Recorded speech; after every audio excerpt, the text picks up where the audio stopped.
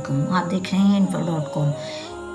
کس مال میں برکت نہیں رہتی؟ بخاری شریف میں کس چیز کا ذکر ہے؟ لوگوں سے کچھ مانگنا یا ان سے سوال کرنا۔ ایسے لوگوں کے بارے میں رسول اللہ صلی اللہ علیہ وآلہ وسلم نے کیا ارشاد فرمایا؟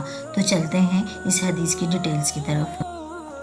حضرت حکیم بن حزام سے بخاری شریف میں روایت ہے کہ انہوں نے کہا، میں نے نبی اکرم صلی اللہ علیہ وسلم سے کچھ مانگا تو آپ نے مجھے دیا، میں نے پھر سوال کیا تو آپ نے دیا، میں نے تیسری دفعہ مانگا تو آپ صلی اللہ علیہ وسلم نے عطا کیا۔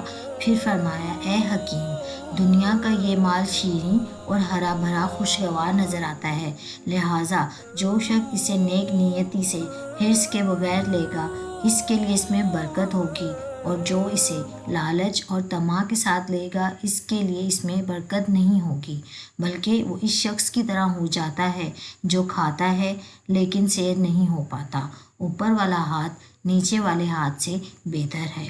جزاک اللہ خیرہ۔ صدقہ سمجھ کے حدیث کو آگے شیئر کریں، چینل کو لائک اور سبسکرائب ضرور کر دیں۔ جزاک اللہ خیرہ۔